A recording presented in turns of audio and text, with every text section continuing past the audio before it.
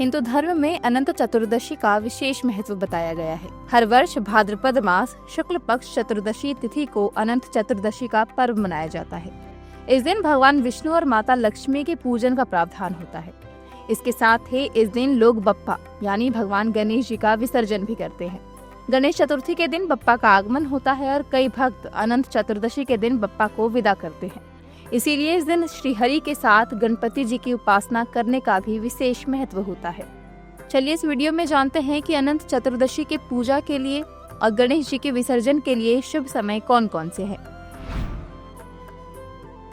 वैदिक पंचांग के अनुसार भाद्रपद शुक्ल पक्ष चतुर्दशी तिथि 6 सितंबर रात्रि 3:12 से प्रारंभ होगी और 7 सितंबर रात्रि 1:41 पर समाप्त होगी। पंचांग मुताबिक अनंत चतुर्दशी का पर्व 6 सितंबर को मनाया जाएगा।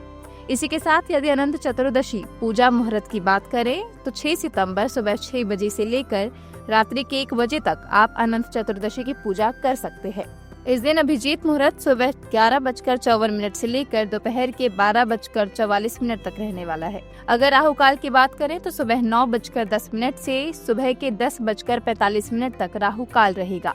पंचांग के अनुसार राहु काल को किसी भी शुभ कार्य के लिए सही समय नहीं माना जाता है। चलिए जानते हैं कि अनंत चतुर्दशी की पूजा विधि क्या है। अनंत चतुर्दशी के दिन सूर्योदय से पूर्व उठकर साफ वस्त्र धारण करने चाहिए और व्रत का संकल्प लेना चाहिए। पूजा शुरू करने से पूर्व कलश स्थापित करें। इसके बाद एक पटके पर भगवान विष्णु की प्रतिमा या तस्वीर को विराजमान करें।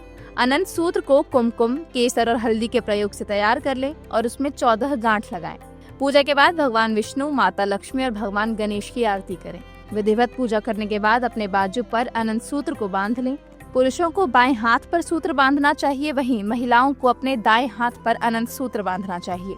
आखिर में प्रसाद वितरण करें और यदि संभव हो तो जरूरतमंदों की अन्न और धन से मदद करें। जो लोग गणेश उत्सव मनाते हैं इस दिन गणेश जी को विसर्जित भी कर सकते हैं।